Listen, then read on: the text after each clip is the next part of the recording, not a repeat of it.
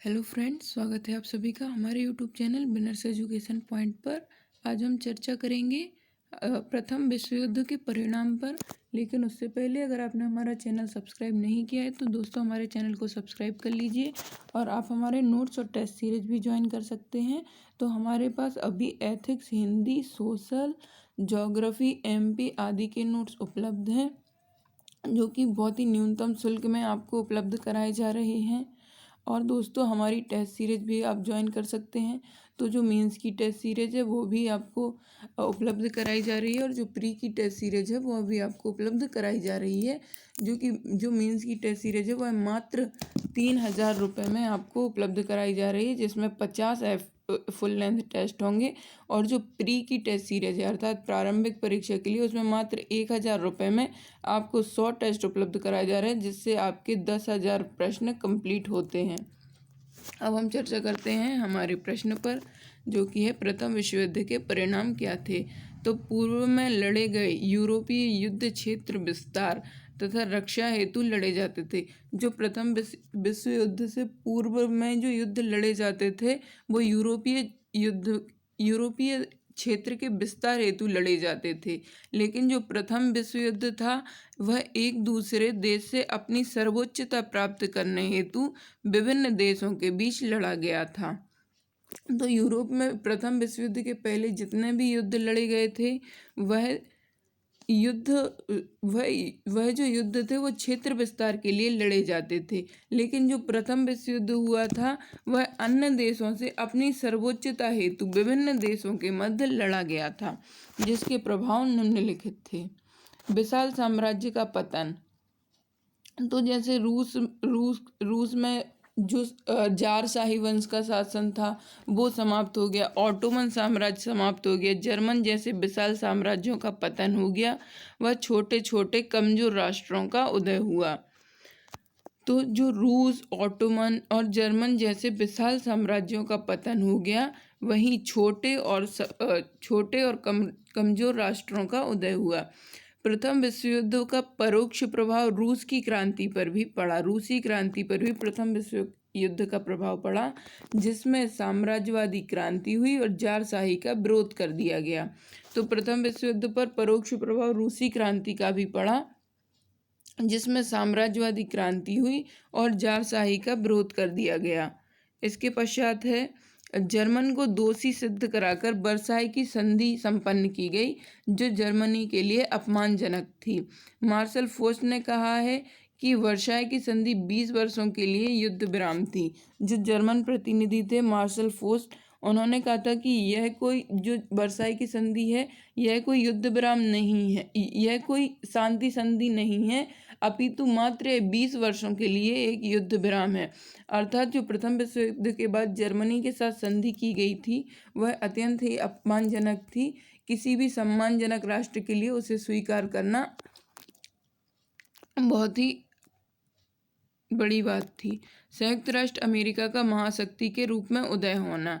तो प्रथम विश्व युद्ध के पश्चात संयुक्त राष्ट्र अमेरिका का महाशक्ति के रूप में उदय हुआ था। प्रथम विश्व युद्ध जैसी घटनाओं को रोकने के लिए एवं विश्व शांति बहाल करने के लिए राष्ट्र संघ की स्थापना की गई थी। तो 10 जनवरी 1920 को प्रथम विश्व युद्ध जैसी घटनाओं को रोकने के लिए, विश्व शांति बहाल करने के लिए राष्ट्र संघ की स्थापना की गई थी 10 जनवरी 1920 को। तो दोस्तों कभी अगर राष्ट्र संघ पर भी 3 मार्कर लिखने आ जाता है तो आप उसमें ये लिख सकते हैं कि प्रथम विश्व युद्ध जैसी घटनाओं को रोकने के लिए इसका उद्देश्य था। और इसकी स्थापना कब हुई थी? तो 10 जनवरी को इसकी स्थापना हुई थी। और इसका हेडक्वार्टर भी आप उसमें लिख सकते हैं कि इसका जो हेडक्वार्टर था वो जिनेवा में था।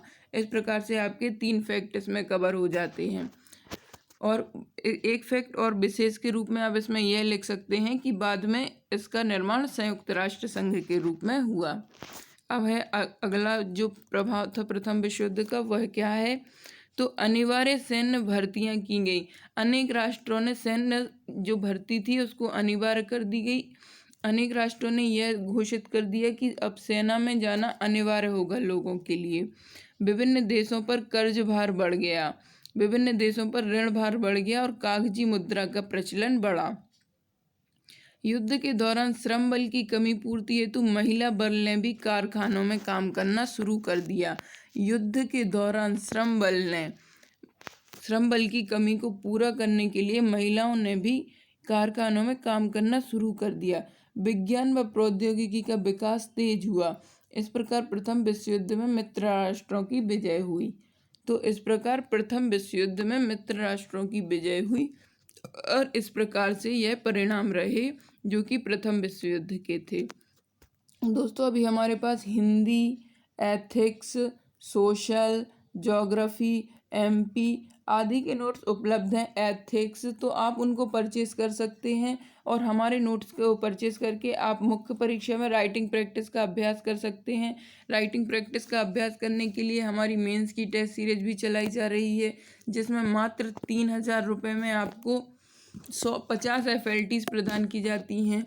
और साथ ही आपकी कॉपी का जो मूल्यांकन होता है वो सिलेक्टेड लोगों के द्वारा किया जाता है, जो कि सिलेक्ट हो चुके हैं, MPPSC से चयनित हैं, उनके द्वारा आपकी कॉपी का मूल्यांकन किया जाता है। प्लस आपको एक मॉडल आंसर की प्रदान की जाती है ताकि आप अपने आंसर को किस तरीके से मॉडल बना सकें। दोस्तों, जो आप कॉपी हमें भेजते हैं उसमें आपको हर प्रश्न में हमारे द्वारा फीडबैक दिया जाता है। और दोस्तों, अगर आप मात्र 5,000 रुपये अपने खर्च करते हैं या निवेश करते हैं, क्योंकि जो शिक्षा में हम पैसे लगाते हैं तो वो खर्च नहीं होता, वो एक्चुअल में निवेश होता है। तो अगर आप हमारे लिए 5,000 रुपये का निवेश करते हैं तो उसमें हम आपको टेस्ट सीरीज जो कि मेंस से संबंधित है और हमारे नोट्स जो कि हिंदी, एथिक्स, सोशल आदि के अभी अवेलेबल हैं, तो मात्र 5,000 रुपये में आपको यह सब उपलब्ध कराया जा रहा है। और दोस्तों, आप अगर सिर्फ टेस्ट लेना चाहें तो मात्र 1,000 रुपये में मेंस से संबंधित आपको 50 FLTs प्रदान की जाती हैं। और प्रारंभिक परीक्षा के लिए भी हमारी टेस्ट सीरीज चलाई जा रही है, जिसमें मात्र 1,000 रुपये में आपको 100 FLTs प्रदान की जाती हैं, जिससे आपके 10,000 प्रश्न कवर होते हैं। और दोस्तों, प्रारंभिक परीक्षा जो होती है उसमें सफलता का जो मूल मंत्र है वह यही है कि आप जितने से ज़्यादा MCQs या वस्तुनिष्ठ प्रश्न सॉल्व करेंगे, आप सिलेक्शन के उतने ही निकट चले जाएंगे। अब हम चर्चा करते हैं हमारे अगले प्रश्न पर, जो कि है पेरिस शांति सम्मेलन 1919। तो प्रथम विश्व युद्ध में जर्मनी और उसके सहयोगी देश ऑस्ट्रिया, हंगरी, बुल्गारिया, तुर्की देशों की पराजय हुई तथा विजयी राष्ट्र मित्र राष्ट्रों ने युद्धोत्तर काल की व्यवस्था स्थापित करने के उद्देश्य से 1919 में पेरिस में एक शांति सम्मेलन आयोजित किया। वैसे तो इस सम्मेलन में सभी विजयी देशों के प्रतिनिधि शामिल हुए, परंतु सम्मेलन के प्रमुख निर्णयों में अमेरिकी राष्ट्रपति वुडरो विल्सन, ब्रिटिश प्रधानमंत्री लॉयड जॉर्ज, फ्रांसीसी प्रधानमंत्री क्लेमेंशु और इटली के जो प्रधानमंत्री थे वो ऑरलैंडो का निर्णायक प्रभाव पड़ा था। इस सम्मेलन की अध्यक्षता फ्रांसीसी प्रधानमंत्री क्लेमेंशु ने की थी। इस सम्मेलन में पराजित धुरी राष्ट्रों से समझौता करने के लिए 5 शांति संधियों का प्रारूप तैयार किया गया था। इन संधियों के फलस्वरूप यूरोप का राजनीतिक भौगोलिक मानचित्र बिल्कुल ही परिवर्तित हो गया तथा द्वितीय विश्व युद्ध जैसी भावी समस्याओं की उत्पत्ति हुई। इस सम्मेलन में 5 संधियों का मसौदा तैयार किया गया। वे इस प्रकार से हैं। तो पहली है इसमें वर्साई की संधि, जो कि 1919 में हुई थी, यह जर्मनी के साथ हुई थी। सेंट जर्मन की संधि भी 1919 में हुई थी, जो कि ऑस्ट्रिया के साथ हुई थी। न्यू इली की संधि जो कि 1919 में हुई थी, बुल्गारिया के साथ हुई थी। त्रियानो की संधि जो कि 1920 में हुई थी, हंगरी के साथ हुई थी। और जो सेब्रे की संधि है वो भी 1920 में हुई थी, जो कि तुर्की के साथ। दोस्तों, ये संधि आ सकती हैं। ये न्यू इली की संधि 2018 में 3 नंबर में पूछा गया है। ये सभी संधियां सम्मिलित रूप से पेरिस की संधियां कहलाती हैं, परंतु इन संधियों में से वर्साई की संधि का विशेष महत्व है। अभी हमने पढ़ा कि जो प्रथम विश्व युद्ध के दौरान वर्साई की संधि जर्मनी के साथ की गई थी, वही अंत में द्वितीय विश्व युद्ध का प्रमुख कारण भी बनी थी।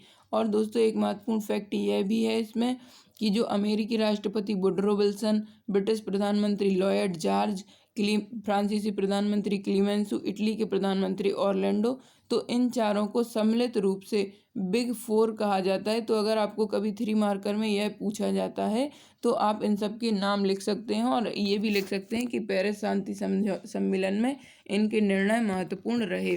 तो धन्यवाद दोस्तों, हमारे चैनल को सब्सक्राइब करना ना भूलें और हमारे वीडियो को लाइक और शेयर करना भी ना भूलें। दोस्तों, अगर आप फ्री PDF चाहते हैं प्रतियोगी परीक्षाओं से संबंधित, चाहे वो MPPSC की हो चाहे वह अन्य परीक्षाएं हो, तो आप हमें टेलीग्राम पर ज्वाइन कर सकते हैं, फेसबुक पर इंस्टा पर फॉलो कर सकते हैं और यूट्यूब पर हमारे चैनल को सब्सक्राइब करके हमसे जुड़ सकते हैं।